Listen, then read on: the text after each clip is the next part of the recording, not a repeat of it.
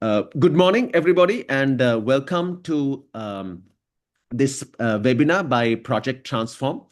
It's on the subject is all you need to know about the new education reforms by Dr. Sujatha Gamage. This is presented by by Project Transform. So I would like to briefly talk about Project Transform. Um, Project Transform is a civil service organization consisting of the Rotaract Club of the University of Moratuwa, the UNESCO Sri Lanka National Commission, and the YKG Foundation. We have 4 pillars. Our overall vision is to contribute to Sri Lanka's education landscape. Specifically, we share this morning's presenter, Dr. Sujatha Gamage's vision that no child born in Sri Lanka should be left out of education. So that's our larger vision. With that, we have 4 pillars that we serve the education sector. The first is the Principals Leadership Program. Actually, this webinar is part of our Principals Leadership Program, where we have webinars on a regular basis to enhance the capacity building, especially leadership skills of our school principals in government schools. Our project is mainly aimed at government school principals. The second pillar is the Speaking for Success Train the Trainer program, where we train teachers to teach extemporaneous or impromptu speaking skills to their children, because communication skills is, after all, a 21st century skill. The third pillar is Skills for Life program, where we teach critical thinking and problem-solving skills to students, school students. That also, as you know, is a 21st century skill.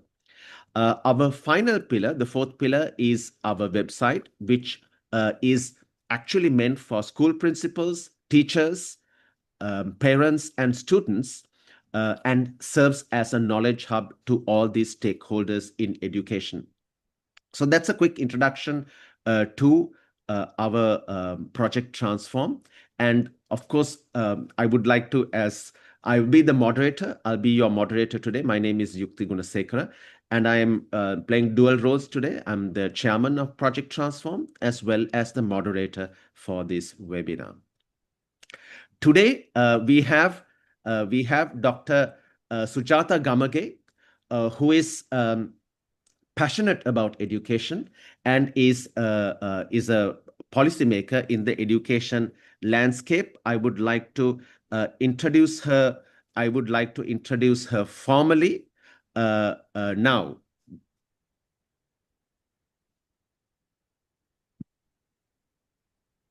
Dr. Sujatha Gamage is a scientist turned policy analyst.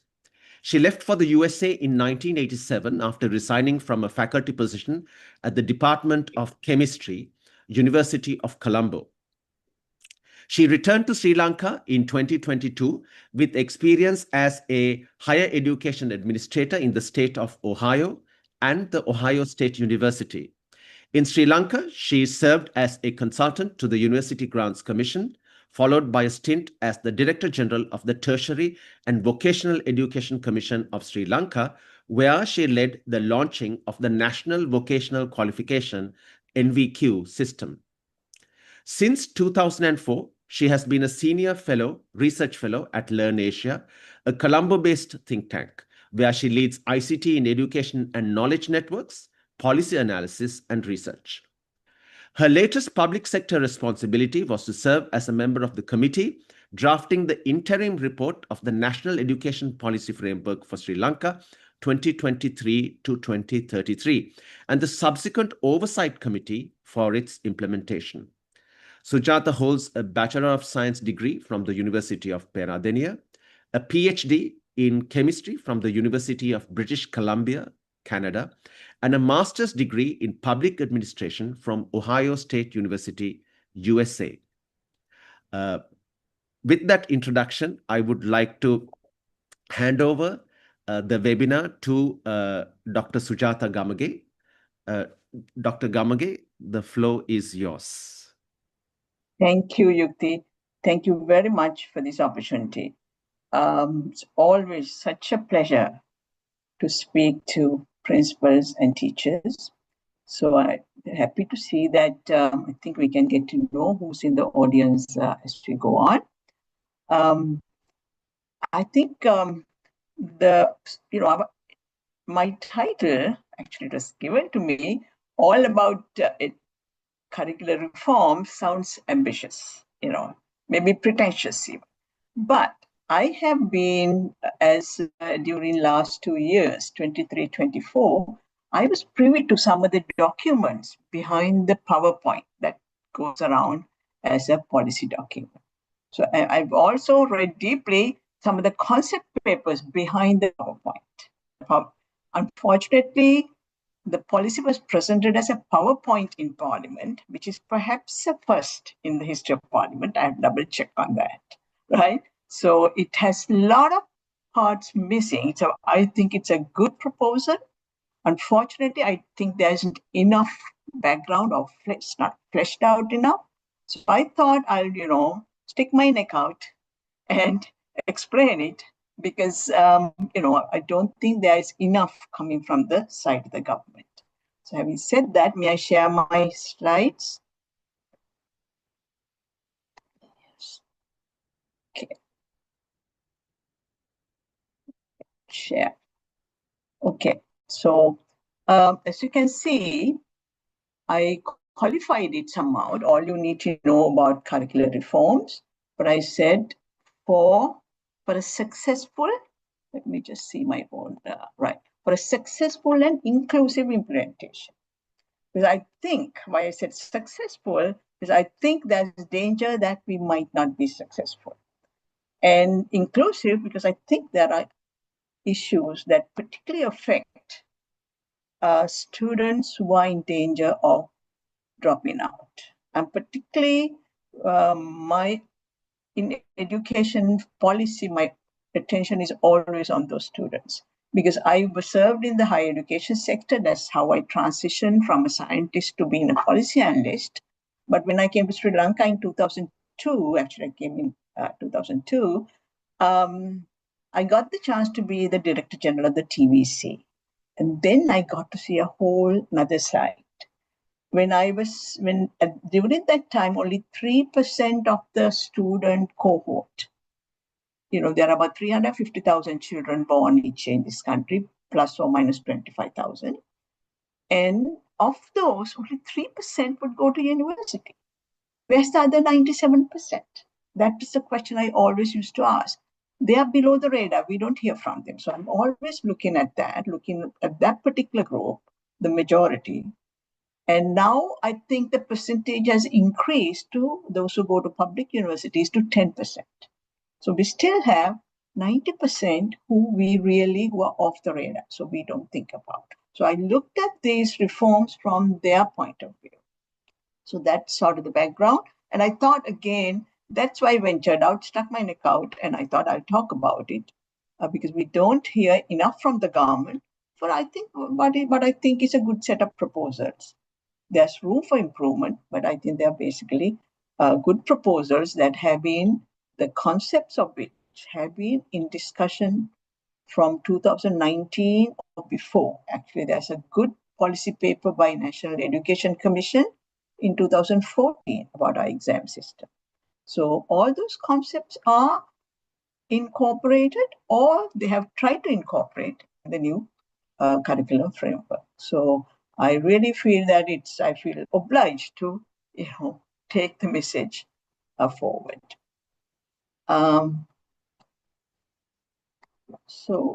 Right, okay. So I'm actually using the slides from the PowerPoint presentation made by the Honorable Minister on July 11th, I believe, yes, at the Parliament. So this is the cover. And slide 2, the agenda has all these 7 items. But I will be talking only about curricular reforms, and also within that, I will be mostly focusing on curricular reforms for grades 10 to 11, because I think that's where the most significant reforms are. Unfortunately, those reforms will not be implemented until 2028. So that's another thing we'll talk about later. So let me start with the new and progressive features of National Curriculum Framework. Yeah, check the time, right. National Skills Assessment at grade 9. I think actually it should say more than that. National Skills. I think I will go to the next slide. It says assessment at grade 9, but this will include assessment on literacy and numeracy and a career interest. There's something called a career interest key, which I think they'll be using, or they might do something new. But I think this is really, this is something that we've been advocating for a long time. The reason is, if you take the Sustainable Development Goals 4.11, says all children and young people achieving at least a minimum proficiency level in reading and mathematics by sex at 3 different education stages, grades 2 to 3, end of primary and end of lower secondary. So this is not children in the scholarship exam getting 70 marks for one paper, 70 out of 100 or whatever. This is about all the children getting 100% in minimum proficiency. We have to set the minimum proficiency, and the task is not to pick the best students and go with them, but we have to bring all the children up to a certain standard. And we have to do this by 2030, and we should not be too relaxed about it. I don't think we are there. I don't think we are there. If you look at all the children in this country, I'm sure there'll be lots of children who can barely, read and write, but appropriate to their age level. So I think it's a really progressive step. Unfortunately, that's going to be implemented only in 2029. I think it's something that should be started right now from grade 5, 9, and 11. So those are some things, we can talk about later. And the second one I like is a credit system. Students are given each term, they are given a credit for all the subjects they've worked out, and they work out an average, and it's called the grade point average. The good thing about this is that there are lots of children, about 40% at least, who leave the school system. They've come to school, they've done the work, they've done extracurricular work, they've been good citizens, but they leave school saying, fail. I'm fail. Mama fail. If you ask them on the street, they say, Mama fail. No, they've done work in the school. They have not got credit for that. They have sat a written exam, which I have been criticizing for a long time. I invite you all to look at the Sinhala paper in that exam and see if there's a reasonable paper to test our children on. Those who are going to do a PhD in Sinhala or be a Panditya or somebody, and somebody who's going to vocational training, they both have to sit for the same Sinhala exam. Same for the math, same for science. So it's not a fair exam, and they fail. But here, what happens is every semester or term, they get grade, and it's added, cumulative grade. And after 6 terms in grade 11, they get a grade point average for each of the subjects they did, and for the total grade point average, and they can have something to show for the time they spent in school. The GC O-level exam might get postponed, anything, but they can, their work done at school is credited. So I think it's a very progressive step. Again, interestingly, the PowerPoint does not mention the word GPA. at a TV program I did. At the end of the program, the host was a little worried. This doesn't say anything about GPA. But then he talked to the education authorities and found actually you don't give credits to various courses unless you intend to add them up. So if you give a, say, grade A, and then you transform that into a number and you add that and do the average, and you give a GPA. So I think it is a very progressive step, and also it's a very practical step because the GC O-level is also happening in parallel. So the students get the certification from the schools, from school-based assessment, but they can sit for a national exam as well. So I think it's having both, best of both worlds, I think is a good thing. So these are the two positives that I like to highlight. So junior secondary education, yes, I just want to tell you about the National Skills Assessment at grade 9. I'm not going to talk about other things for grade 6 to 9. So issues, I'm going to now address, okay, I talked about the good things. I'm going to talk about the issues. What are the issues? And with a focus on grade 10 to 11 curriculum. Okay, this is slide 13 from the PowerPoint presentation. Actually, the PowerPoint is not numbered. I had to put the numbers.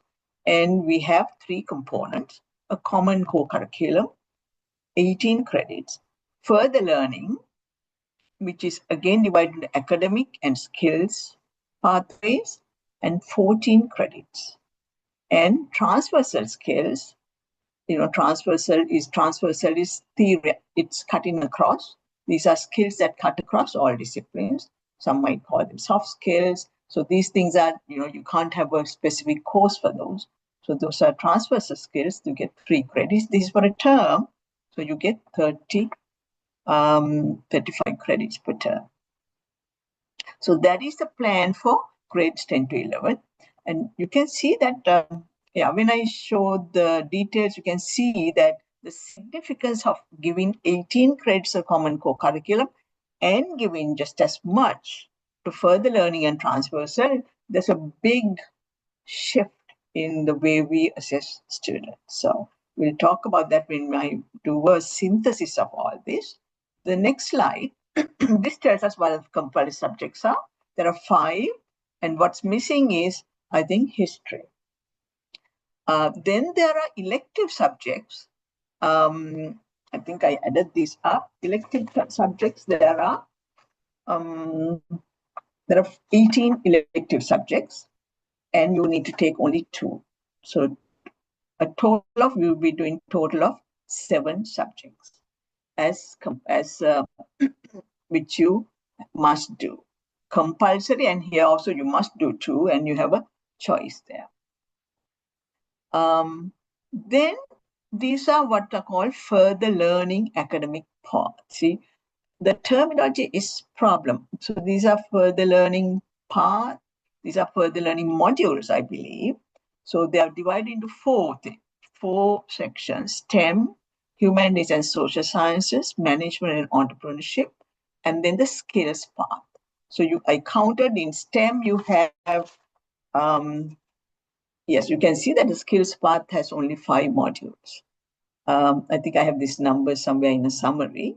When we come to the summary, I'll talk about that. So these are further learning, the module topics or modules that are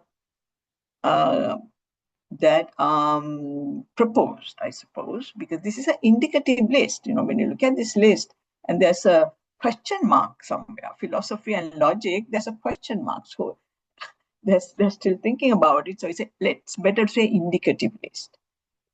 This is the further learning modules. And then the third one is transversal modules. If we look at the original concept paper, these are not modules. Actually, these are supposed to be acquired through clubs, various activities with societies. But these are set down and written down as modules. I guess you can have a club for media studies or something. I don't see anybody teaching these, but there might be a teacher in charge. But these are, again, transversal modules. And they've given, I have a count somewhere, 3, 6, 9, about 12 transversal modules. Now, so there's a lot to digest. And then there's a rationale selection for subject streams, which is, I think, extremely complicated. So what I try to do is I put them all on one page. So you can see curricular reform structure, synthesis of slides 13 to 16, common core, compulsory subjects, 5 subjects, 14 credits. There's a chat already. Let me just, common core, and then common core electives, there are 18. You choose 2 out of the 18. Right. And then I have some of the 18 are in red. I put them in red because these topics are repeated word to word in the further learning modules. So if you go to the further learning, 43 modules, 14 credits per term, and they're divided as further learning STEM, further learning humanities and social sciences, management and entrepreneurship, and skills. So further learning, applied mathematics, pure mathematics. So you would study math and you would go deeper into math, I would suppose. Biology, chemistry, physics. Right now, I don't think we have biology, chemistry, physics as separate subjects. Computer science. So it's interesting. The math teacher, a math teacher in school, one presume that he or she would be covering these modules as well. So agriculture science is there. For science, you take a general science, and then there's agriculture science, engineering technology, food and consumer technology, aviation studies. For health, humanities and social sciences, you can see language and literature. But then we do Sinhala and Tamil language and literature. So I'm not sure what's meant by language and literature, because currently Sinhala language subject in the GC level is called language and literature. So, some of you can see these things have been put there in a hurry in a way. Media and communication. So that's a further learning in language. I guess them foreign languages, classical languages. My cursor, okay, civic education, history, geography. These are modules, and there are some rules that, if you're doing STEM focus, then you must do a history and aesthetics module. So it's not true that children don't get to do history, but they would, but they would not be doing it as their main subject. They would be as a module. I have a little bit of trouble with my cursor. Okay, right. You all can still see. Okay, right. So if you go further down, you can see the transversal modules. There are 12 of those. Appreciation of literature, which is interestingly, right now, appreciation of literature is an elective subject for O levels. Media studies, I mean, when you put media studies for a transversal skill, which you acquire through clubs and other things, I'm not sure. Industry exposure, yes. Whenever they put a studies, I think, oh, it's some studies, some subject, some module. So anyway, I think these need to be thought out. I think they should have said these are indicative list, at least the modules, because I don't think there's enough thought has been put into this. So my next slide is, right, question for the audience. I'm going to put my other slide back, and I'm going to ask you, what do you see strange, or what do you see interesting about this? Right. So this is the curricular reforms NCF 2025, and this is what we have now. I got these names, these subject names from the GC O-level timetable for last year, and I just put them into baskets using some other document. And then I have put them on one slide, try to get all the fonts maybe the same size, and you can see that on the left is an old curriculum with its core subjects and 3 baskets. And from each basket, students pick one. And there's a total of 6 subjects, core subjects, and 41 electives. So we have a total of 47. But there are more papers, because for some subjects you have to do, the exams department has to do the Sinhala, Tamil and English versions. But as far as topics go, there are 47. And if you look at the new version, there are 5 core subjects, 18 electives. And if you take further learning, there are 43 topics. So if you just put them there, I can see some repetitions, but assuming that what they will be teaching through modules is not the same as what they will teach through the subjects, then we have 18 plus 43 plus 5, 23. 66 topics and subjects, or subjects and modules. So let me just not say anything about that, but let's see. I like us to take a look at this, and I like some thoughts from the audience on. I have tried to produce word to word what was in the PowerPoint presentation. I showed you 3 slides. I put them together. And is there somebody who can comment on this, please? Let me see. I can't see very many faces. When you're sharing, it's a little bit hard to see the names. Well, madam, I am here. I'm Sujiva. Hi, Sujiva, Dr. Sujiva. How are you? Good. I'm to hear good, madam. from I have been listening to you. Is there a document to get this PowerPoint? Usually, PowerPoint is made from a document. So, can we have a document in which all these detailed information are embedded? You mean the ministry document, the ministry PowerPoint, not this PowerPoint. You're talking about ministry PowerPoint. Yes. Yes. Yes. Ministry PowerPoint, unfortunately not, but it is based on a document by the Ministry of Education, which is published in 2020. Some parts of the PowerPoint are word to word from that. For example, if you go to at the stages of education, yes, this streaming, this further learning, all these concepts are there. I will show that parts of that document I'm going to reproduce here. And if you go to right now, if you go to educationforum.lk and go to the archive, I have archived under MOE 2020. I have archived the document. Right now, you can open that. Unfortunately, very unfortunately, highly unfortunately, Ministry of Education does not have any of these documents on their site. I got it from there some time back, and I had it on my computer, and I felt it's my obligation to put it up there in the public domain. So it's there in the educationforum.lk.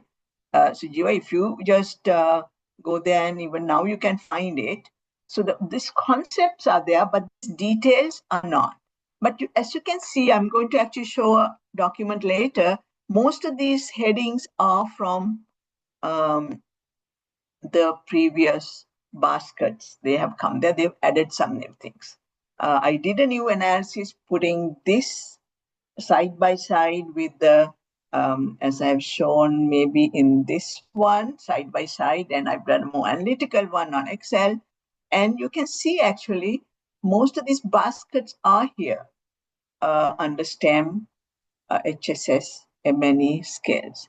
So that is the most unfortunate. So to answer your question, no, there is no concept paper officially, but Minister of Education published one in 2020, which is an official document. It's there. And I've seen another document, which was some changes made that was made by the NIE, but that's not in the public domain. That I got was because through my involvement with the National Education Policy Framework, but I felt I should not share that because it's not an official document. So, but I encourage you to go to the ministry document in 2020 where these concepts are laid down, and some of these concepts are distorted here.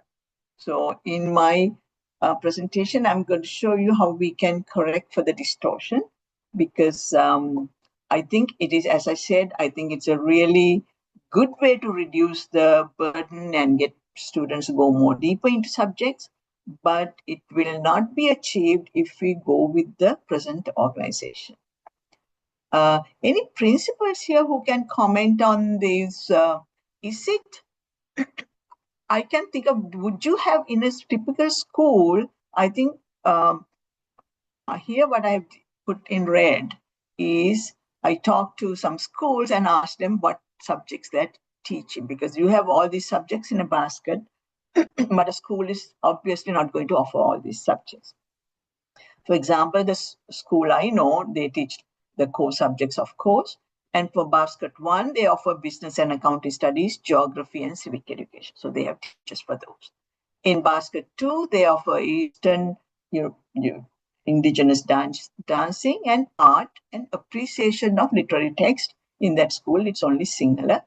It's about Sinhala literature. Then other third basket, they offer ICT, home economics, health and physical education. So that comes to 12, I think. And this is what I think is there in a typical school. So we need to think, in a typical school with these teachers teaching these 6 core subjects and 12. I think in this particular school, they are teaching business and accounting studies, geography, civic, dancing, art, appreciation of literary text, ICT, home economics at 9. So they're doing 15. So I would imagine there'll be maybe 12 to 15 teachers. So in that context, how is a teacher?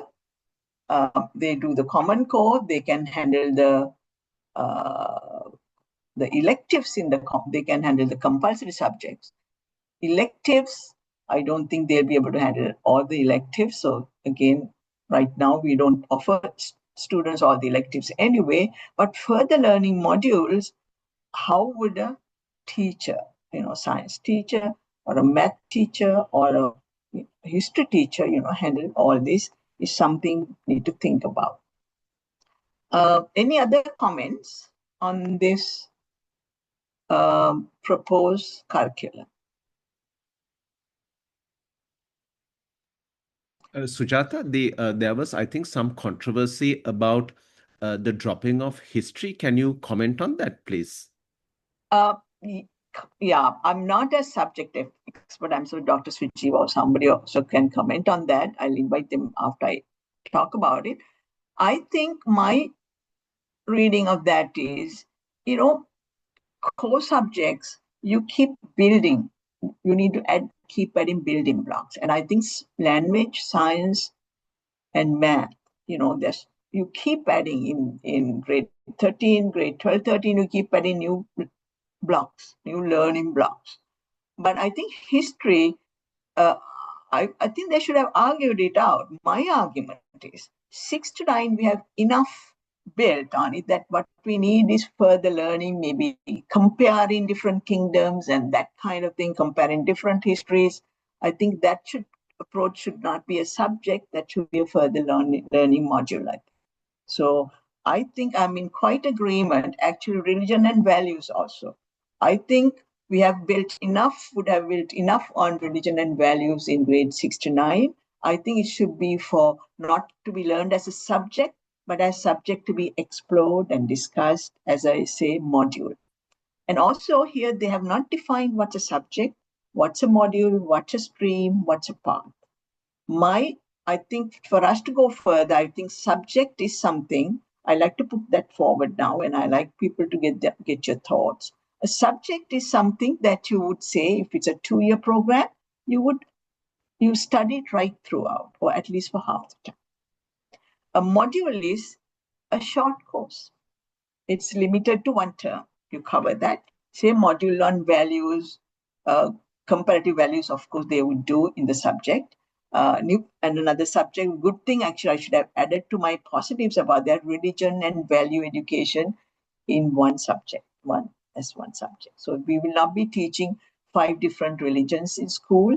We will be teaching comparative religion, I believe, at the beginning, and then children can focus on their own religion, the second or the remaining part of the course.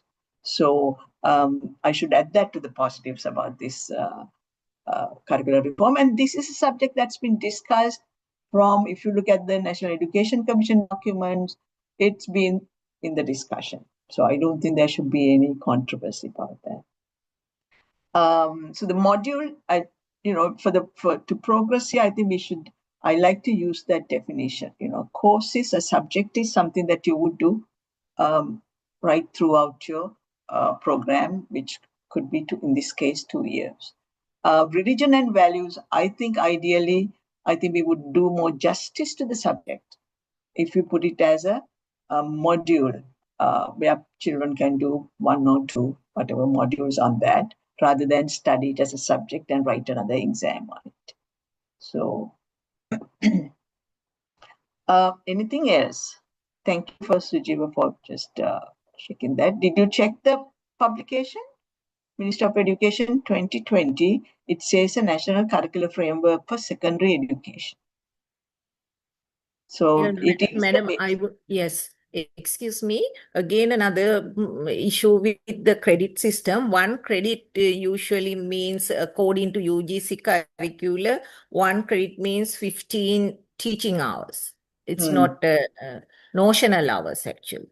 So that how can we achieve this 14 credits? 14 credits into 15 hours. So how can we find the time for compulsory subjects? Even here, 4 credits in Common Core, 14 credit, and here transversal, another 3 credits, altogether 17 credits.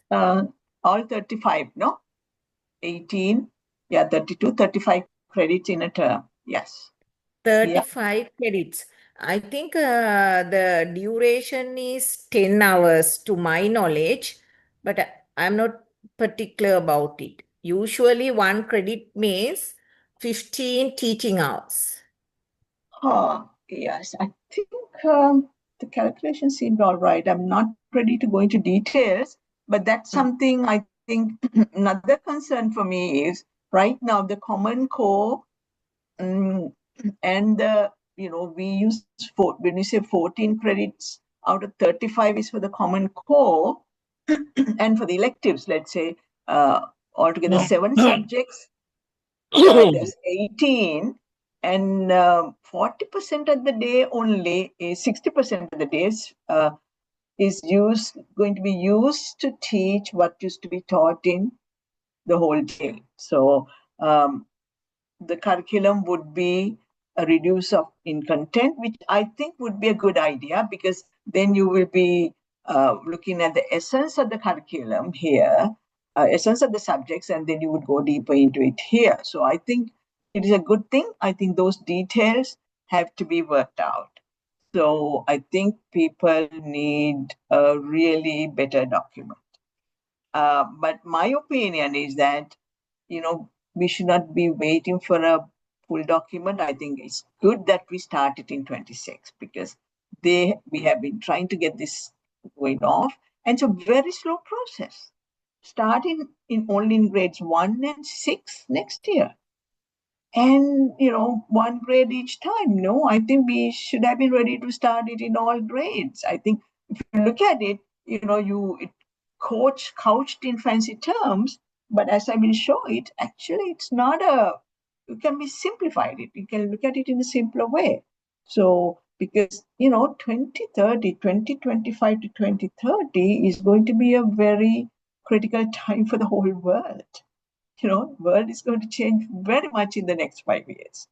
So by the time 2028 is when these reforms are going to affect the children in grade 10. Current grade 10 students, current grade 9, grade 8, it doesn't affect them. For about 5-6 years, we don't have anything about the grade 5 scholarship exam. So, but I think this is the time they get started in grade 1 and grade 6. There, I don't see any harm there, because I don't see big changes there. But I think this is the year, we need to have a really good debate. You can't be just doing PowerPoints and, right now the ministry has press releases, just speeches by the minister. No, we need more substantive documents. And I think the National Institute of Education and the Minister of Education policy planners, they have a responsibility to come to the public and speak about this. So at least we need to get this started. And I'm so glad, actually, Project Transform started this. As you correctly point out, there's so many details that need to be worked out. I think Miss Charita Nanakara is there. Do you have anything, madam? She's, I think, a former official in the ministry. I hope you don't mind. Hello. Anybody else has any questions or comments? Shall I move forward then, Yukti? Yes, Sujata, please. Yes. Yes. Okay. So this is the current selection. I put them side by side. Okay, now let me tell you what I think are the issues. Terminology is not consistent. Okay, I'll tell you. I mean, primary education, grades 1 to 5, you have learning areas, 9 learning areas. Junior secondary education, grades 6 to 9, you have essential subjects 14, further learning. That means every subject there'll be a further learning module or 3 modules. I think they're not listed. That's fine, I think, at this stage, to be determined. Transversal skills, not clear. The modules sound like further learning modules. So, I mean, transversal skills, if you look at the original ministry document published in 2020, they are to be acquired through clubs and sports and other various extracurricular, co-curricular activities that they do in the school. So I think those need to be, again, you have to define what is a transversal skill, right? Transversal skill is that you acquire through all the full curriculum, what you acquire, the curriculum, you have the co-curriculum activities, what you acquire through all those is are transversal skills. So that's why you add the co-curricular activities, and even in the curriculum, you acquire enough skills. Then you may call them 21st century skills, soft skills or whatever. That's how you acquire them. Senior secondary education, grades 10 to 11, Common Core compulsory 5, Common Core elective 14, you take only 2, further learning academic, further learning skills, transversal skills, and on top of that, you put streams, STEM, human health, social science, management and entrepreneurship and skills. When I looked at in detail, I found academic and the 3 streams are the same. So you really, the 3 streams are academic streams and you have a skill stream. So totally unnecessary use of terminology, confusing. I think it needs to be made simpler. Senior secondary education, grades 10 to 11, 3 subjects. I just copied from 3 subjects from 1 of 4 streams like we have to now, plus the vocational stream is there, it's already there, so nothing new. Additional enrichment modules, interdisciplinary modules, and general English and GITS compulsory modules. So English as a compulsory one, not articulated word. So I don't see a lot of big changes there. I don't see a lot of 6 and 9 up to grade 9, a lot of changes. I see the most significant changes are in grades 10 to 11. That's why I singled it out for this webinar.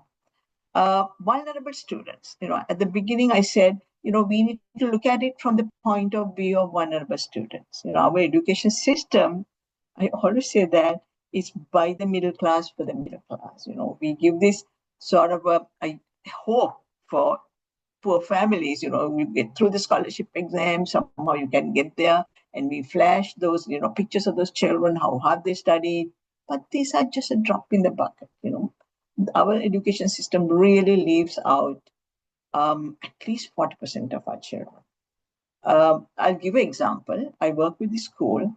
It's got grades 1 to 11. Grades 1 to 5, there are 141. Grades 6 to 11, there are 248 students.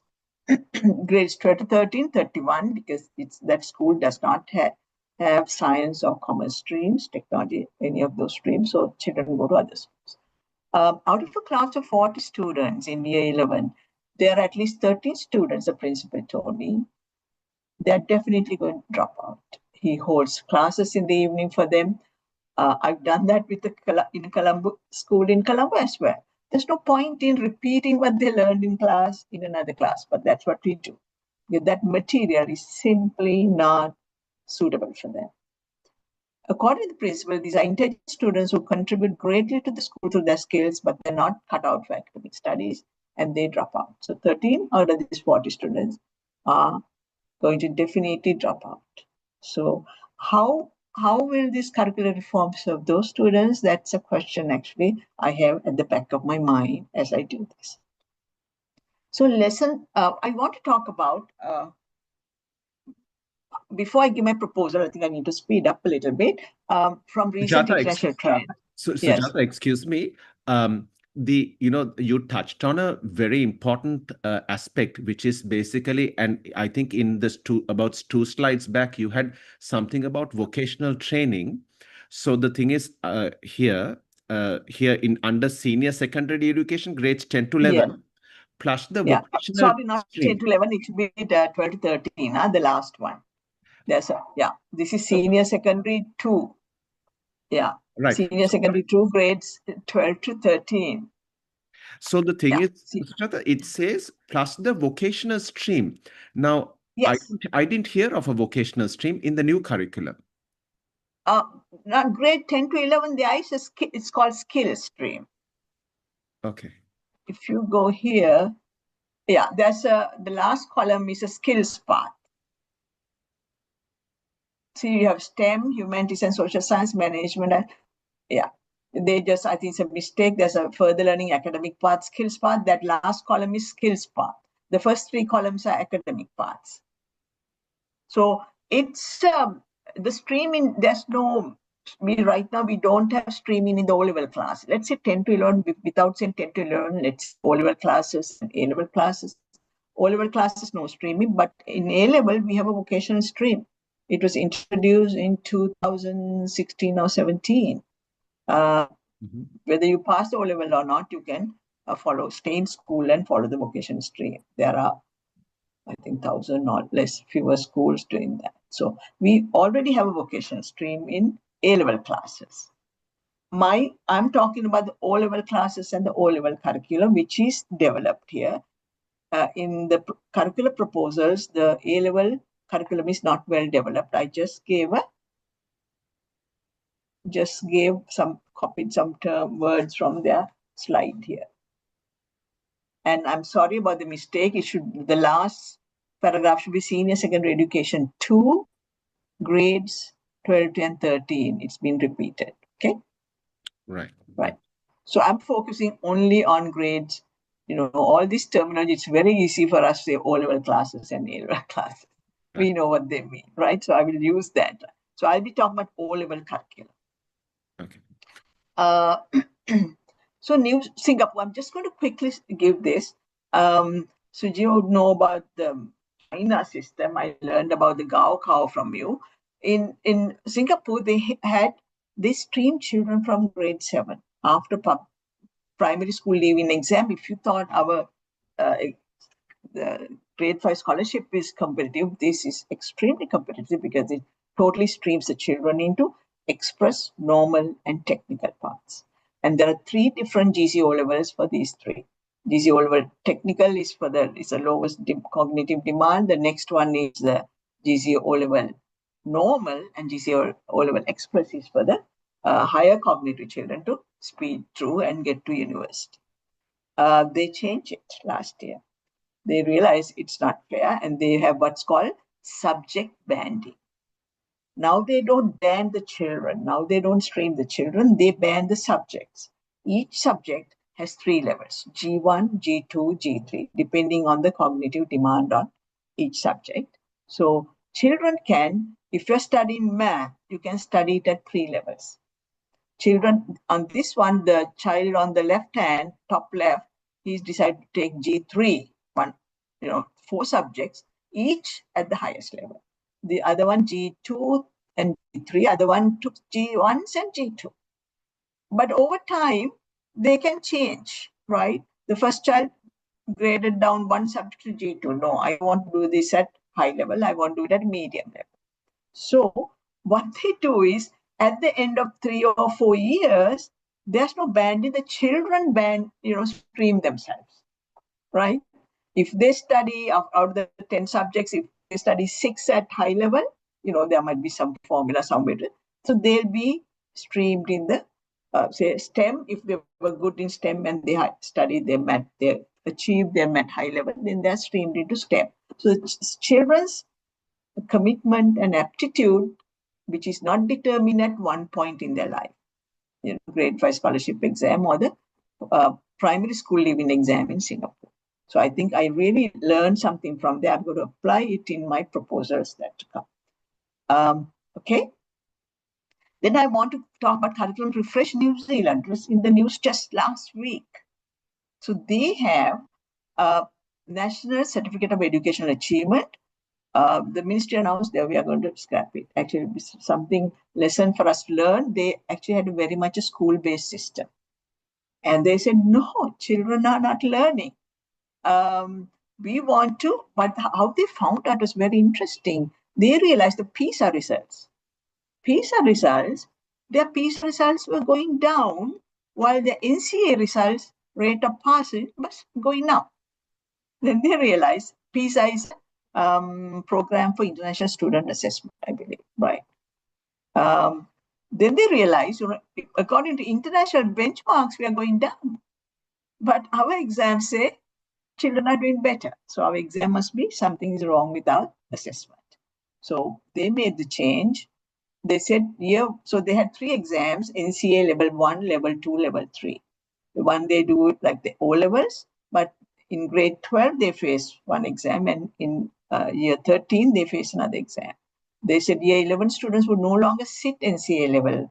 Instead, they would focus on building foundational skills in literacy and numeracy, recognized through a new standalone foundation skills award, right?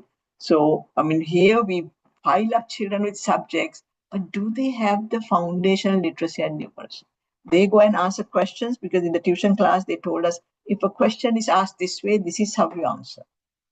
But that does mean that you're literate, that you can understand something and write and, interpret. So then from year 12, we don't need too much detail. Students would work towards 2 new national qualifications. So level 2 and level 3 exams will continue, but level 1, they are not going to do as a national exam. They will only test the foundation skills in literacy and numeracy. If you go back to what I said about grade 9, foundation literacy and numeracy, I would say we should have that for grade 11 as well. We should have it for grade 5, 9, and 11. You can do all kinds of things, but when you really test literacy and numeracy, and I think Ms. Bhadra Vitanage, for retired official from the ministry, she led our assessment for grade 3 students. That was soon after little after the COVID, but still, only 10% of students or something, they would test. They would pass that according to the new standard, maybe global standards. That's how few of our students would show functional numeracy and literacy, So this is another thing to learn from. Another thing to learn from is, as I said, Dr. Sujiva, concept papers, NEC 2014 study on the evaluation assessment system in general education in Sri Lanka. This is written by a group of people, but Dr. Sedara, we know, he's been instrumental here. I may not agree with the politics he was associated with, but I think he's one of our best scholars. That's my personal opinion. And I think Dr. G.B. Gunadhan and several others were involved in this, if I'm not mistaken. And the next concept paper is MOE 2020, Minister of Education 2020, National Curriculum Framework for Secondary Education. That, as you can see, I have put it up in the public interest. I do these things, and if anybody asks, I say I do it in the public interest, right? It's uploaded in there. This, I'm going to give you an excerpt from that concept paper. Quote from Minister of Education 2020, it's on page 33. These government documents, they don't number the pages. It's from the PDF. I'm lucky to get a date from their year. Sometimes they don't put the date, they don't put who's the author, they don't put page numbers. GCO level, proposed learning units, mother tongue and literature, English language, mathematics for life, science for life. See, that's what you propose, not high-flown mathematics, but mathematics for life, science for life, history and social sciences, religion and value education, health and physical education, GIT, general information technology, aesthetics education, language performance. So language, you have separately have English language, but language performance is numeracy, literacy. They should have said mother tongue, second national language. And that is, I haven't seen an explanation there, but it's sometimes what you call functional language, right? You may know all the grammar, but you're not communicating, you're not writing properly. So this is the list, and I'm going to use this list in my proposal. Then advanced learning units for GC O-level leading to GC A-level selection of strands. This is to now further learning. Now the purpose here is clear. If they change the purpose, they should say why they change purpose. I can see a reason for changing the purpose. But advanced learning units or further learning units are for the purpose of preparing students for these strands in the grades 12 and 13. A-level, we know they select a stream, and to prepare them for that so that they select it with some understanding. Then co-curricular learning units, mandatory for certification and assessment, sports, community projects, and school clubs. Right? So all this information is not enough. I think this MOE 2020 document should be updated by the ministry to tell us, to answer Dr. Sujiva's question. But I think for a start, I think it would be useful for you to look at this 2020 document. So I'm saying evidence-based recommendation. My evidence is, Singapore, I followed UK, I follow Australia system, India, but particularly I'm using New Zealand, Singapore, and what's in the Minister of Education policy document to make the NCFS more practical and inclusive.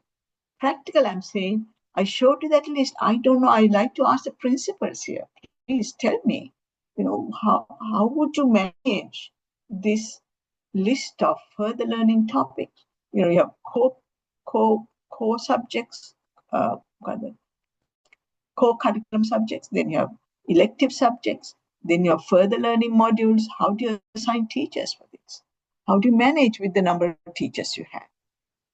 So, and inclusive. And as I said, right now, all the children sit for the same math paper, which is highly unfair. And they all sit for the same language paper. I can't write the single paper. I will fail, right? So, and in this curricular reform, that's not changed. I think, what's the point? This curricular reform will not affect 40%. At least these are the 40% who drop out. But then others, they pass the exam, but have they really learned? So I think it really doesn't help most of the children as is. So, Dr. Gamage, if I may, jump in here. Could we, as Dr. Gamage said, could we hear from the principals? Because, the principals here are the people who are, through your teachers implementing the curriculum, right? So the thing is, so Dr. Gamage has, I think, quite elucidated, all these reforms. And is it possible for one of the principals to comment, or so that we might want to call on a principal to, yes? Yes, please. I'd like to actually. Mr. Nihal Ahmed, could you please unmute and basically give your response to Dr. Gamage's presentation so far? Because we need to see from the from the ground, right? I mean, how things actually show up. And Dr. Gamage asked a very valid question. How is this going to play out in your schools, basically? Mr. Ahmed? Mr. Nihal Ahmed? Sir? Mr. Nihal Ahmed has gone for breakfast. Okay. Mr. Right, let me see. I know Mr. Susanta Surveer is also here. I'm going to ask him later. Yes, Mr. Yusuf? Mr. Yusuf? I'm not too sure whether you're a principal. Hello? Yes. I'm Mr. Ahmed. Nihal, yes. Yes, sir. If we can have comments, please. Yes. I think this implementation 2026 grade 8 and grade 10 and 11 is possible, or I think it's possible. Yeah, let me show you. Yeah, I think it is possible. I would, yeah, please, you're saying it's possible. I'm going to go to that slide.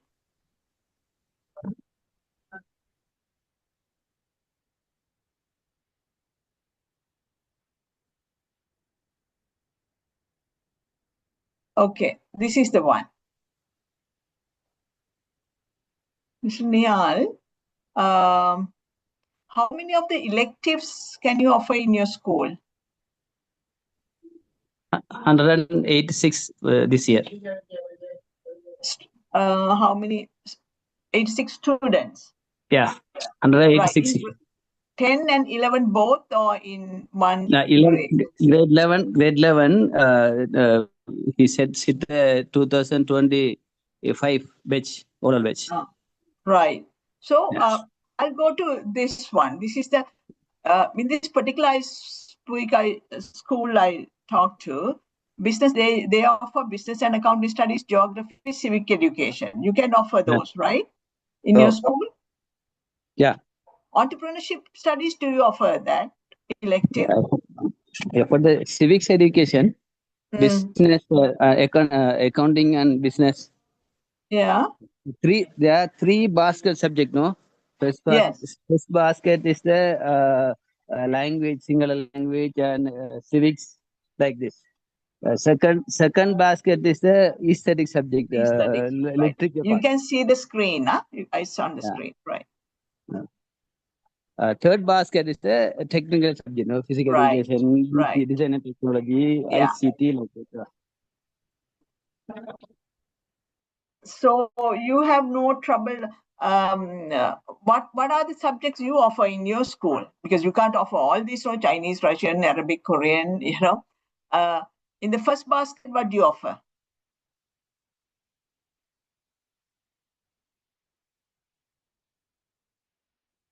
He's muted. Mr. Ahmed, Dr. Gamage's question to you is, what are the subjects that you offer in your school in the first basket? Single language. Second like Singalam. Right. Civics. The second language, right. Civics. Civics. Geography.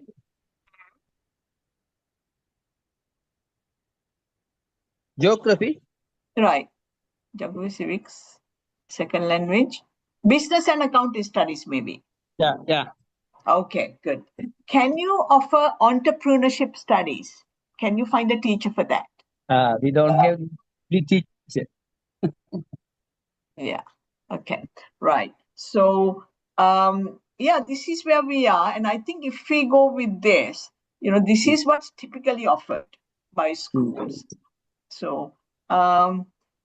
Suravira, can I ask a question from Mr. Suravira? Yes. Mr. Suravira, in this one, how do you think our TVET students, when they come to TVET, the students who drop out, how do you think it will be? What kind of changes do you think we should have in this curriculum?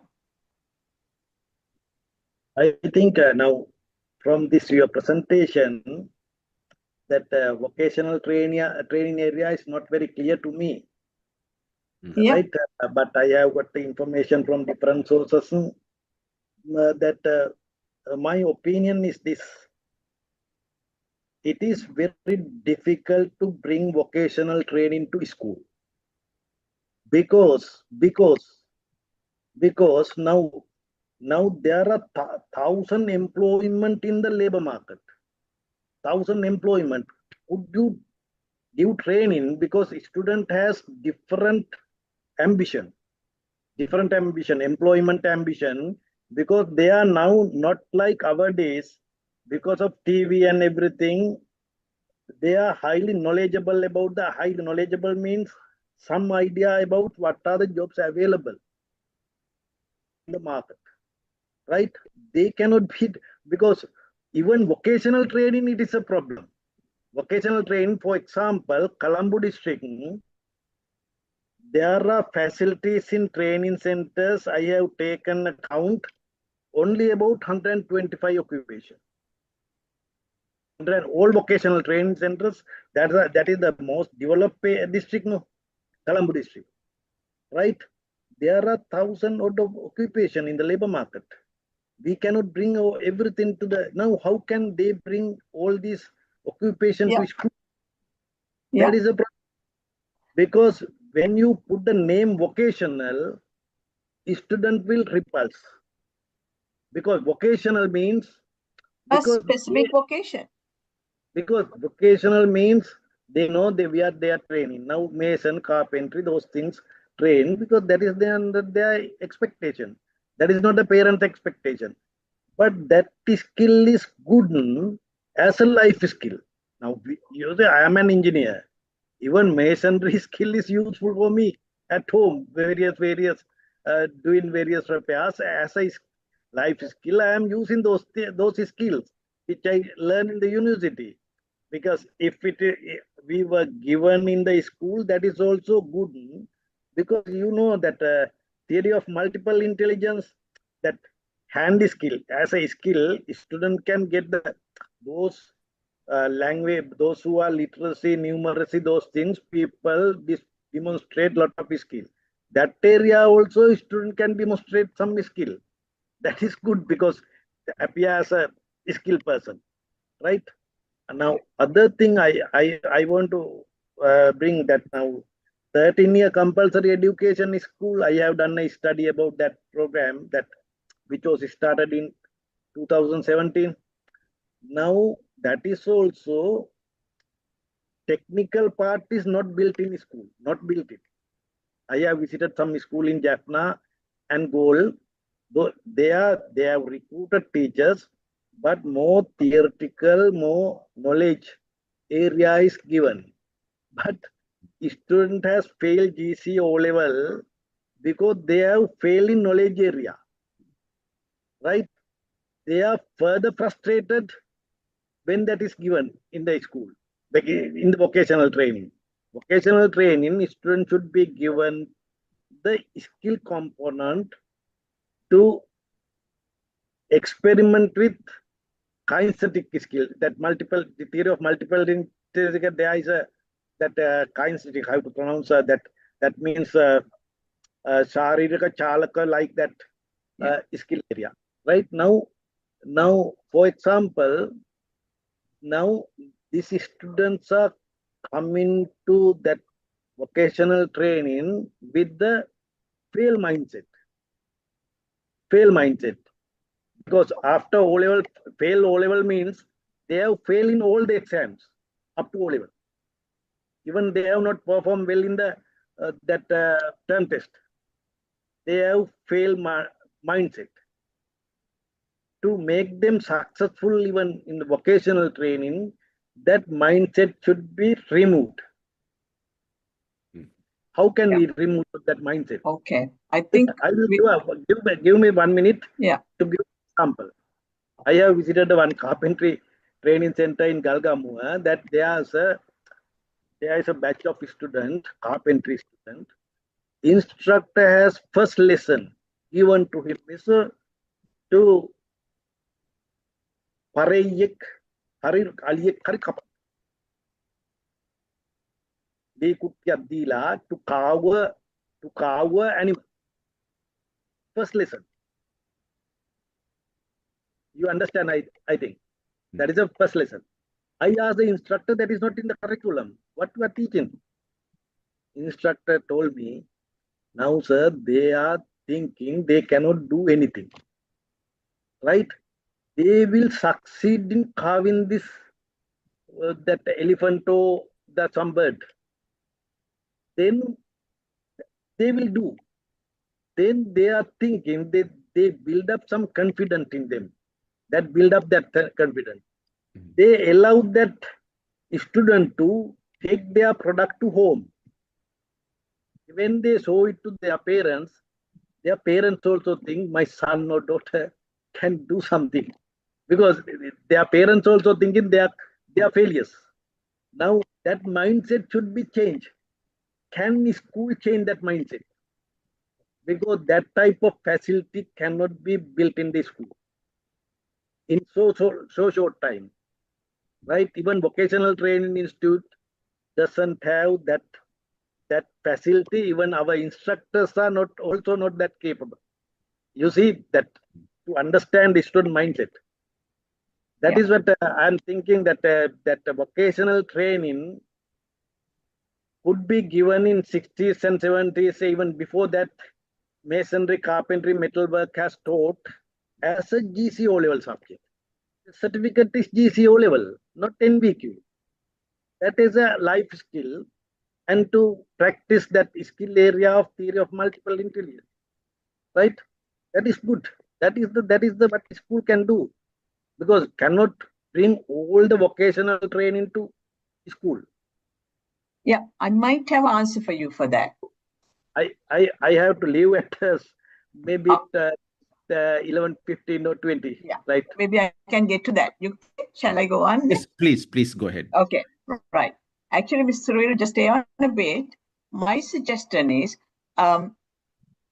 it's heavier than the current framework, all that, but this is the third bullet point, the important one. Same language, math, and science curriculum for all students.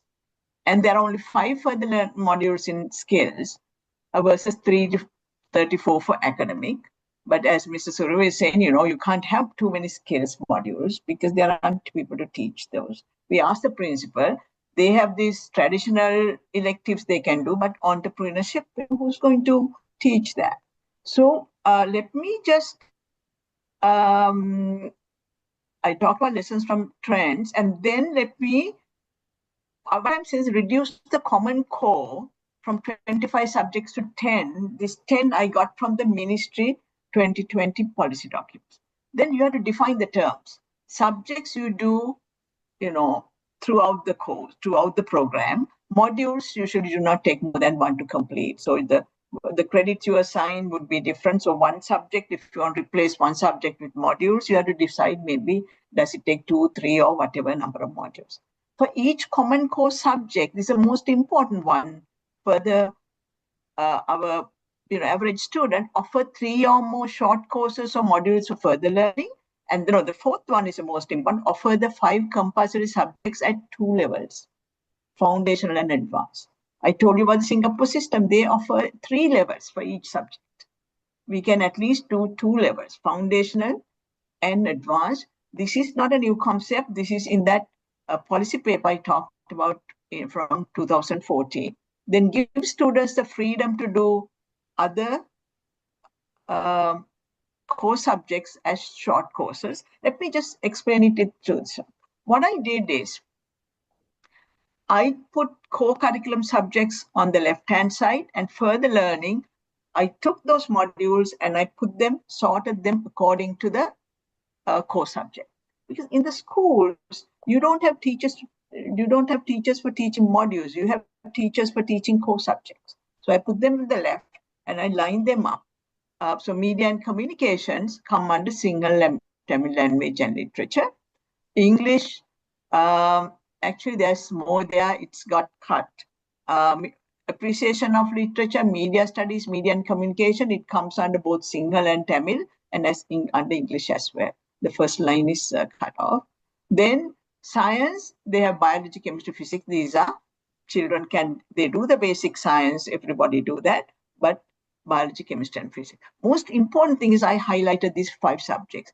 These must be offered at 2 levels. I showed you the Ministry of Education 2020 document. They say science for life, math for life. That is foundation, right? So it should be 2 levels. So Mr. Suravira, the students you talk about, if they can do the foundational level, they'll pass. They'll pass if they do Sinhala foundational level of English foundational, science for life, maths for life. Religion and values, actually, I would put it under the next level, but religion and values. Okay. You should offer for 2 papers. Children can do either the foundational paper or the advanced paper. So that is a very important change I think we should do, having this curricular reform, so that our students don't feel that they're failures. They're not the failures. The failure is in the curriculum and the exam. The exam is designed for one size fits all. So these are international practices, and you saw that in New Zealand, they scrapped the GCO level, and they're saying we want foundational numeracy and literacy from everybody, right? So this is my suggestion. These 5 must be offered at 2 levels. Once they do that, everything else is elective. We have electives and further learning, but electives come as subjects on the left-hand side, and the electives comes as modules on the right-hand side. So, and I put humanities and social sciences in light gray because they have to have these 3, but they do not necessarily have to do subjects. They can do some modules to 2 or 3 modules for that subject. So that is what right now they say. History you don't have to take as an elective. You can take it as a module. So it's the same story, but I put it as so these are the see on the left hand. Sometimes I can't get the cursor to work. I'm sorry. Right. Okay. So the first 5 are the core subjects that are compulsory in the current proposed curriculum. I put it that way. And of course, these are not compulsory, but I put them like gray. They have to either do these subjects or they have to do modules here to cover up. And then economics and business studies is actually not a subject. I put it there, but there are lots of modules. So you can say we don't offer that as a subject, but there are these modules that the students can do. Technology, there are so many modules. So why I did this, I'm thinking of, I know the principals that please tell me. I'm thinking a principal, he can't think about global studies module. Who do you assign it to? The humanities and social science teacher, would be, it's her responsibility, his responsibility to find a resource person or whatever, but school's main responsibility is here. These are for further deepening the learning. So these are offered as subjects, and these are offered as short courses. So, and then you have transversal learning. So to me, the most important message is here, please do not have the same test for these. Have 2 levels. So that, just imagine, Mrs. Ravira, somebody who is, I talked about 13 people in that school, in that class of 40 students who are just going to, they just scribble something in the exam paper and come, they're going to fail. Because Sinhala, they see that paper and they can't, they're wondering what the hell is this? So they will be able to write the Sinhala, they'll be getting ready for a foundational level, functional Sinhala, functional English, science for life, math for life, and religion and values for life. So those 3 papers, they can pass those. And they would be actually functionally literate, they will be actually educated. Instead of trying to cram for a course that they don't understand. So, and then what do? They have this whole area to choose from. So they can, take several construction courses, they can do media studies, communication, they can, I think this one is wrong, social and community service should be on that side. Global music, they can do something, artistic production technology. I don't know whether the schools can offer those, but they can do a lot of technology courses. And they can do entrepreneurship and financial literacy. So, because they don't have to do any more of these courses because they've already covered it as a subject. So they'll have to, humanities and social sciences, they'll have to do something. We had put something there that will attract a module, so civic education comes as a module, which is, I don't know what a module, short course, several short courses you would think, maybe that will apply, they'll write to, they'll have some projects, you think, so it'll be taught differently from a subject, that's the idea. But I'm thinking the 13 children who are in O-level now, it's too late for them. But in another year, the children who might fail, they will definitely can get through the left-hand side, the core curriculum compulsory subjects, and they can pick. We should again go through this and list and see whether it's attractive for these children, whether they learn anything. So if we design the curriculum from their point of view, I think everybody will be better. So some people who are really good in science and math may have difficulty with language. They should be free to do the Sinhala in functional English. So giving that choice. So somebody who is good in math and good in Sinhala and English languages can do science for life and math for life. So it doesn't matter in the Singapore certificate, GC O-level certificate, all they do is they mention what subjects they pass. That's all. So in the certificate, you can say which ones were taken at level 1, which ones were taken at level 2. They all get the GC O-level same certificate. In the Singapore system, they may study at different levels, but they get the same GC O-level certificate. Somebody looking at the certificate can see this person studied all the subjects at G1 level, or somebody studied all the subjects at G3 level, or somebody did a mix. So that gives you an idea of the aptitude of the person. So that is, I think, the most, if I were to ask to think of one change, I think that is the one change I would say. And also to simplify it, you know, this is a lot of words.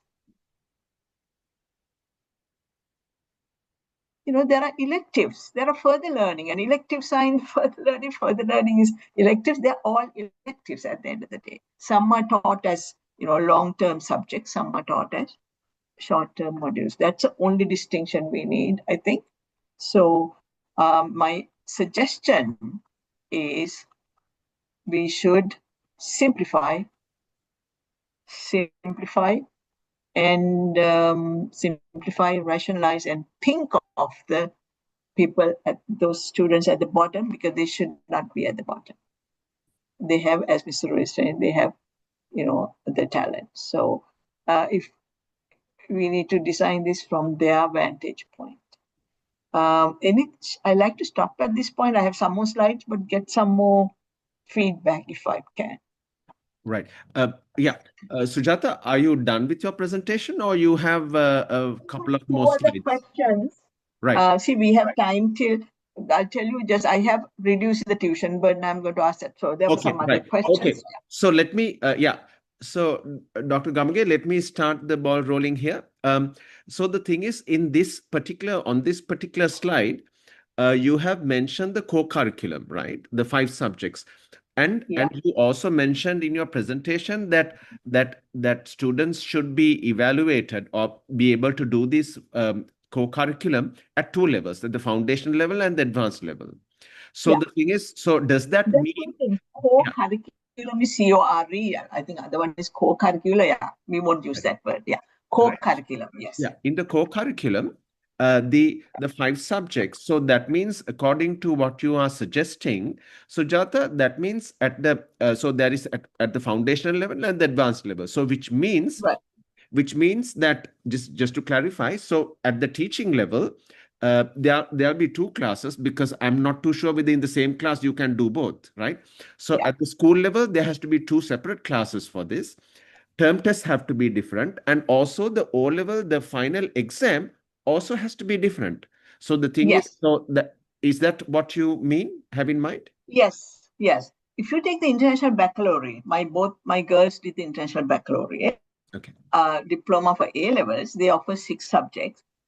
They have to they give 2 papers for each subject. Normal general paper and the advanced paper. The students have to take 3 subjects at least 3 subjects in advanced level and 3 subjects in the general level. So they offer 2 papers. It's not like in Singapore, they would have 3 different papers. So actually, a colleague told me, somebody can confirm that our ministry tried that. Our exams department tried that and failed. Listening to that, I think they did not do it correct. They should really learn from IB. They should have designed the paper better. They found the students were doing better on the foundational one than on the advanced. Anyway, somebody should have written it up. It has been done, but I don't think it's been done properly. And this is not a new idea. This is being practiced. International baccalaureate, it's been practiced for the last 50 years, I think. So Singapore, somebody needs to go to Singapore and find out how they do. So, but without that, there's nothing would change. Children would write the same Sinhala paper, same math paper and they fail, they go home saying, you know, at school also they'll be doing the same. School-based assessment will be also same curriculum for everybody. So yeah, I think it's a critical piece if you want to implement this successfully. Okay, right. Thank you, Sujata. Any questions from the audience? Any from the principals or any participants to Dr. Gamage before we go to the last leg? Any questions? I guess not, Sujata. So you might want to go to the last part of your presentation? Right, I will do that. Yeah.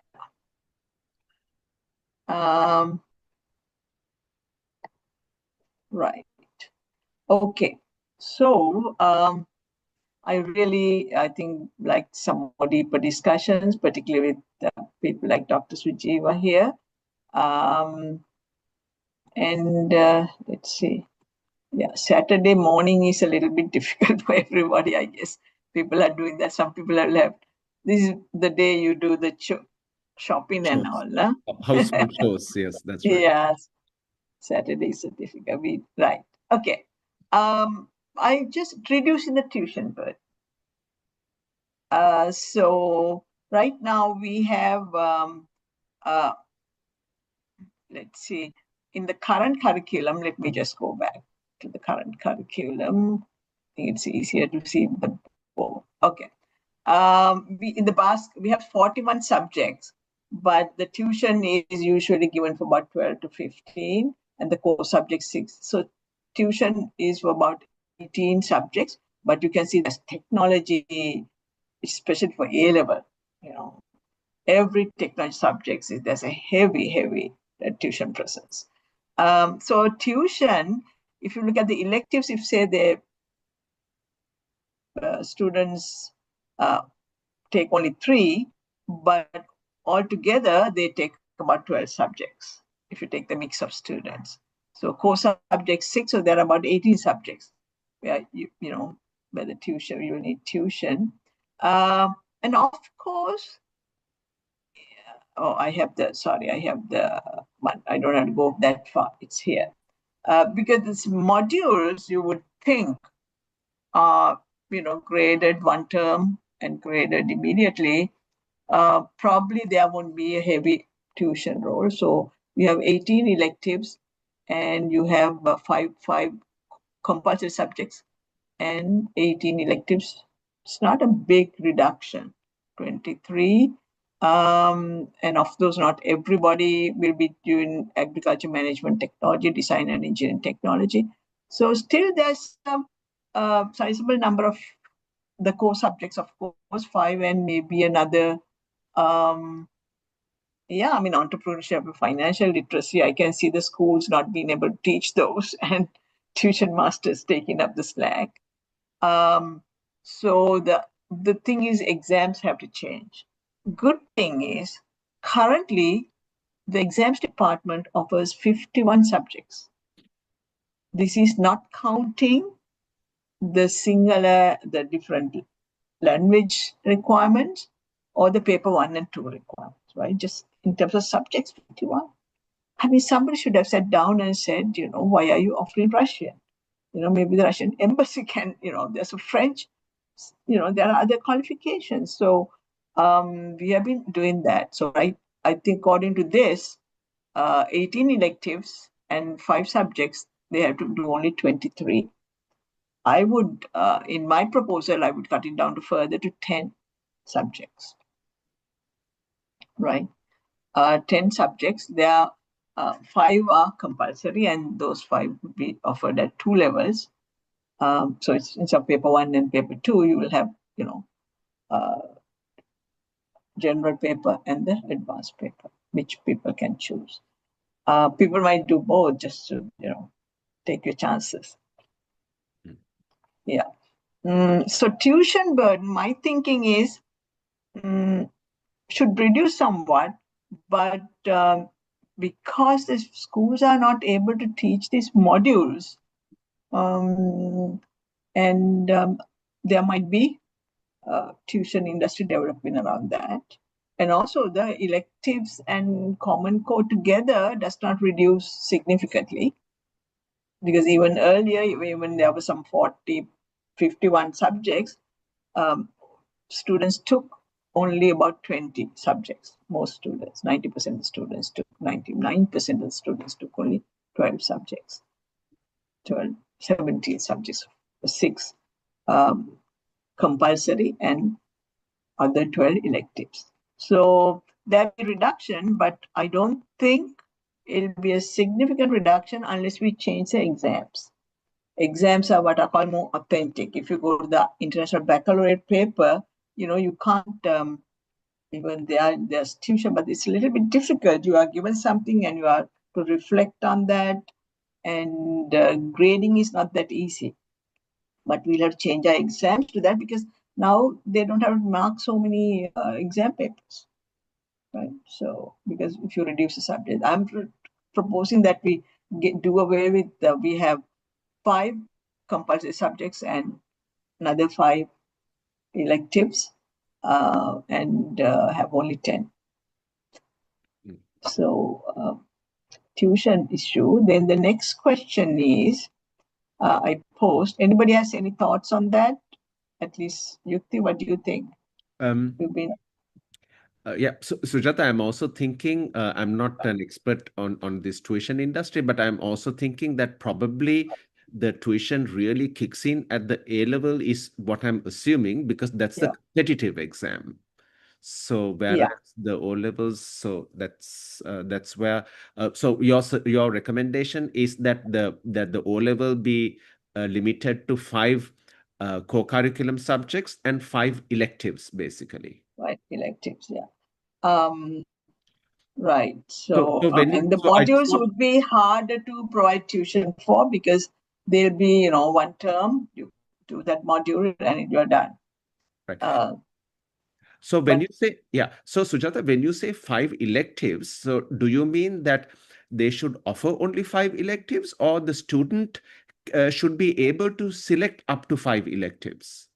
No, actually, I should not use the word electives, because we have to separate the O-level exam from the school-based GPA system. In the school, they do the core subjects, 5 core subjects, but they have even the modules and the other subjects are all electives. See, they can help humanities and social science. They can pick that subject, or they can pick modules that go with that. Somebody might want to study not as a subject, but as a couple of modules. They can do that. So I think somebody has to be admitted. Right. Done. Yeah. And we have actually our campus, our university students, they do a lot of tuition, right? Mm-hmm. What's that going to do your business, Ruvindu? Do you do tuition now? I mean, I think Mohanlal Guerrero, he started his business in education as undergraduate at Moratuwa. He was such a good tuition teacher, right? So I'm not seeing, tuition as such an evil. It's just we have to change the exams, we have to change the curriculum, so that that they don't have. There's no need for that. Right now, they are in a way leveling the playing field somehow. If the people from Royal College or from these other schools, they can come to the same tuition class and learn the same thing. So. The other one is, what about those who are left out during the stepwise implementation? I think implantation. I'm sorry about that spelling. As you can see, this is the roadmap. You can see 2028 is implementation in curriculum grade 3-8. Grade 10, where's the one? 2028 is when last. Can you look at the column 2028, the last block, modular-based curriculum for grade 10. So it's only in 2028 that the O-level curriculum, new O-level curriculum will take place. And there's I told you about this skills test. It will happen only in 2029. You can look at the second row, 2029 second row, conduct skills test. I think that should happen. It's not something difficult. That should happen 2026 or at least 2027. It's really good for us, parents, the policymakers, teachers to get a sense of, how the children are doing in terms of foundational and basic numeracy and literacy. We have so many, it's not like getting 30% in a paper. Sinhala paper getting 30% is easy. You just say, I'm working on this, and the tuition master tells you, this is exactly what you do to pass, and you do that. But that's not literacy. So this is what I did with the timetable. So you can see on the top row, you have the years 2026. On the left-hand side, the other rows, the left-hand column has the grade. So we start in 2026, we start in grade 1 and grade 6, right?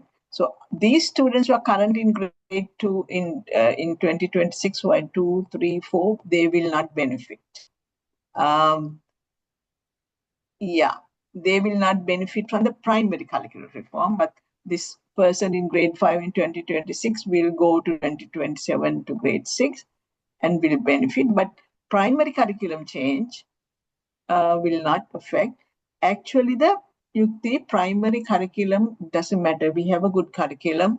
Unless the scholarship exam is changed, nothing's going to happen. So I heard that the Prime Minister has appointed a committee to review that. We have to immediately change the grade 5 scholarship exam. You can't abolish it, but you need to change it, because there are elements in there that are really make people learn by rote. Particularly the environment subject is learned by rote. They don't study environment through experience and enjoying it. So all these students in this dark, each of these cells is about 350,000 students. Right? Grade 5 right now throughout the country in 2026, there'll be about 350,000 students, because each batch is about 350,000. So all these students will not benefit. Even these students, it's implemented next year, it's implemented, those who are in grade 2 will have the new curriculum and so on. The white ones with the right sign, correct sign, yes sign, they will all experience a new curriculum. These will not. Actually, to me, all primary children, unless we change the grade 5 scholarship exam, nothing is going to make a big difference.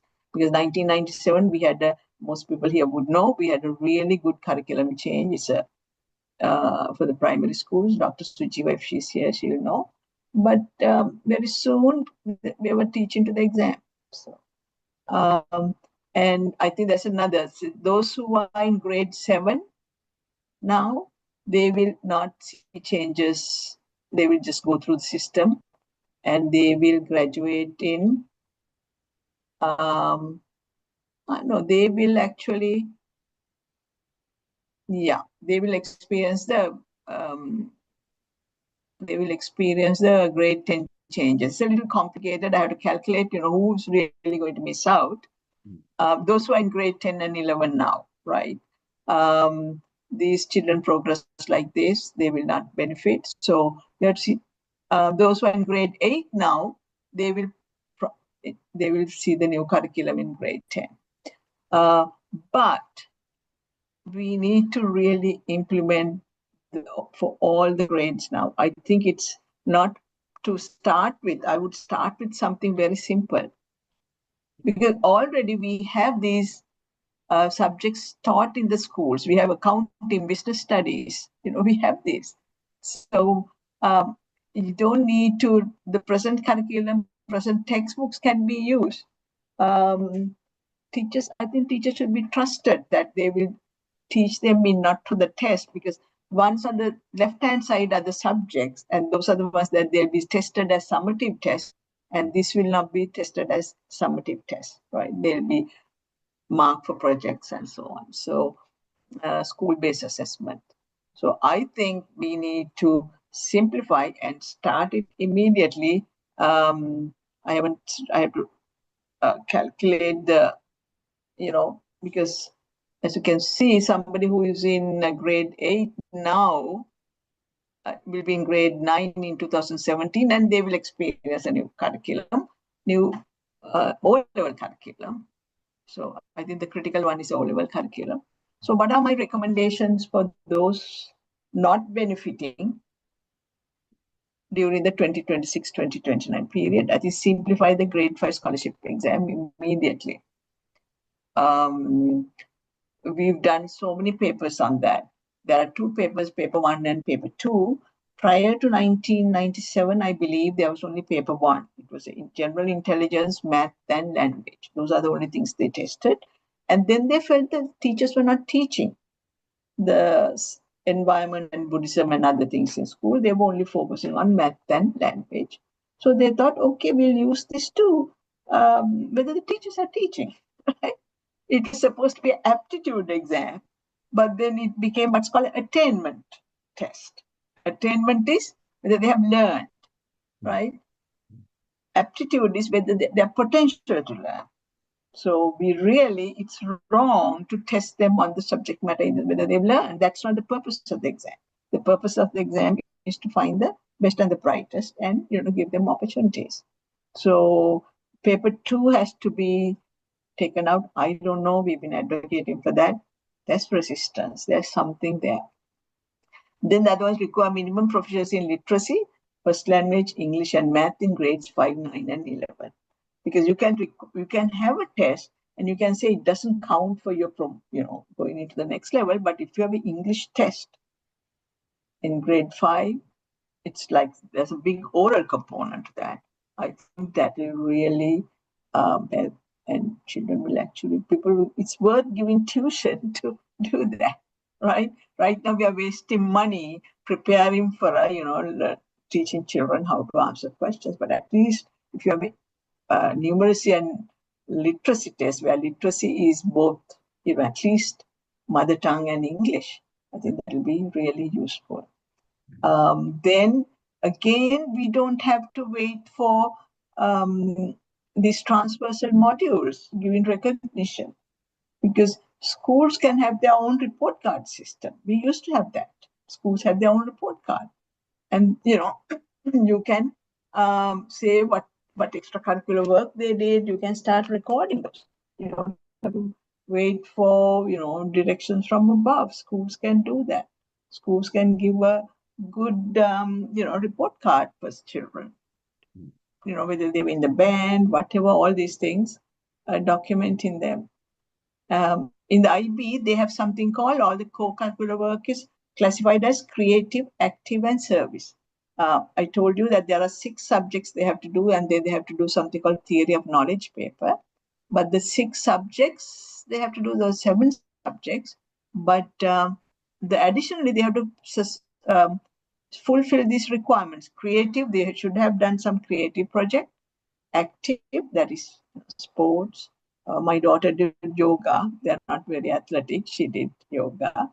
And service, they should have done some service that the school organized them, but they had to participate. So I think, again, those we can implement immediately. It's just you don't give credits and calculate a GP, but by the time once they are established, then you can start giving credits. But at least recognizing, documenting them on a report card would be a start. Reduce and reorganize all content and apply reforms from 2028 to all grades, even 2027. I think it's too late. By the time this is finished, I think the first batch will come out I think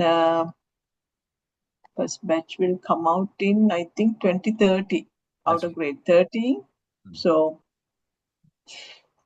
we would have been, global warming. We know that's the 2030 is a marker. We'll know whether, we have reached a critical point or not. So AI will change our lives so much by then. We need our students not as Mr. Surya was saying, prepared for vocations, but prepared to learn, so that I think right now they're spending too much time studying for exams.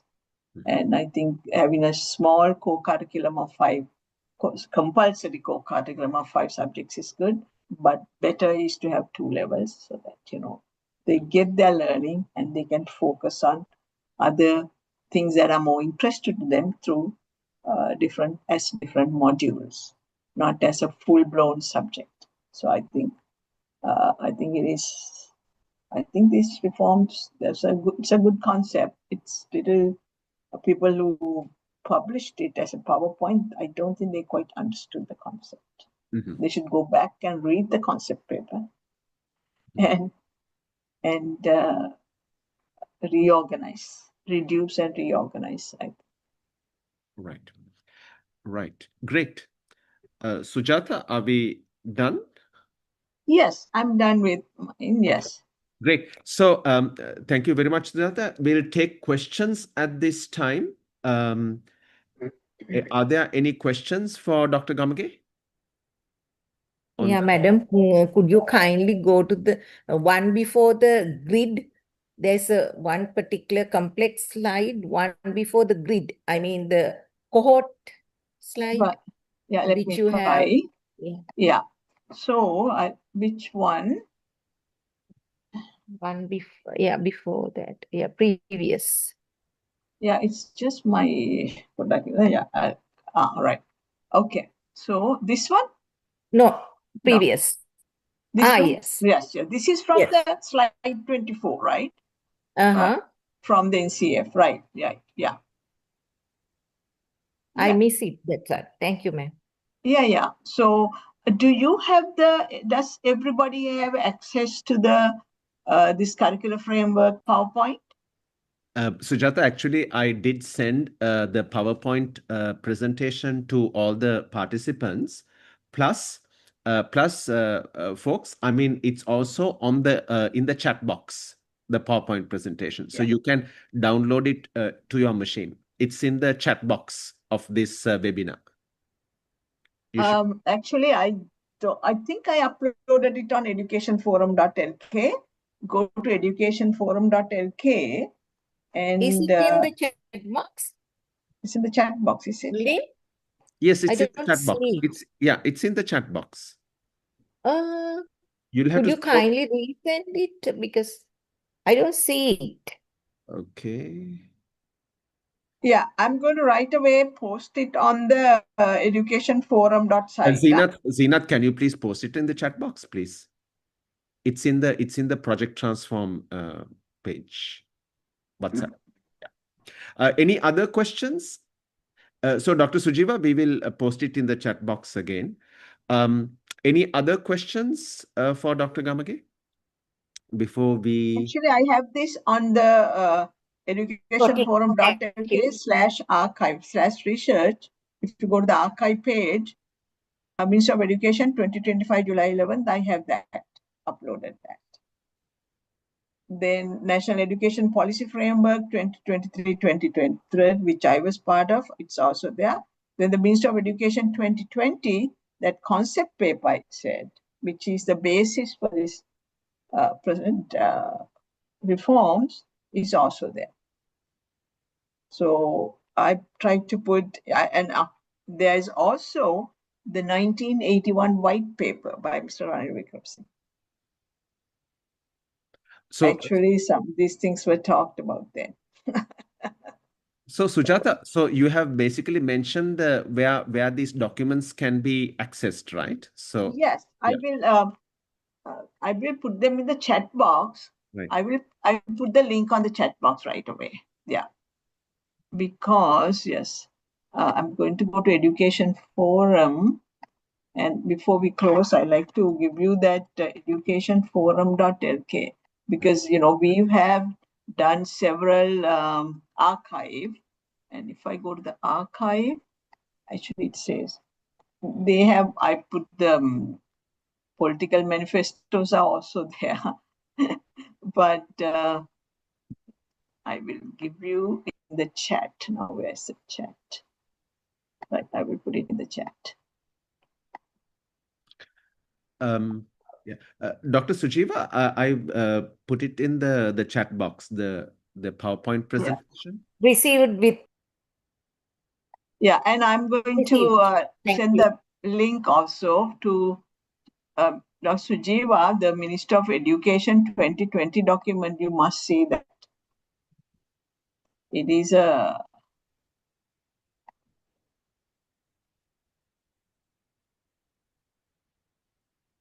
so MOE 2025 reforms. So that's yeah, you put Srinath's. I'm putting on Education Forum. All these documents are there. Thank you, ma'am. And I put the 2020 document also. The 2020 Ministry document, National Curricular Framework for Secondary Education, it's dated 2020. You can't find it anywhere on the internet. If you go to the ministry website, it's full of press releases and, trivial things like that. Unfortunate. Right. Great. Any further questions? Because we need to start closing shop right now. Any further questions for Dr. Gamage? Hearing none, could I now call on Mr. Shehan Lokuwala, who's the president of the Rotaract Club of the University of Moratuwa, to propose the vote of thanks, please. Shehan, over to you.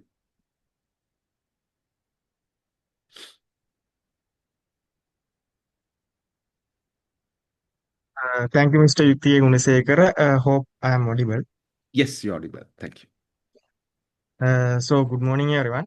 It is a great pleasure to address you on this occasion, where together we strive to transform education in Sri Lanka. On behalf of Project Transform, I would first like to sincerely thank Dr. Sujatha Gamage for sharing her valuable insight on education reform in Sri Lanka and for her time and kind support. I would also like to express my appreciation to Dr.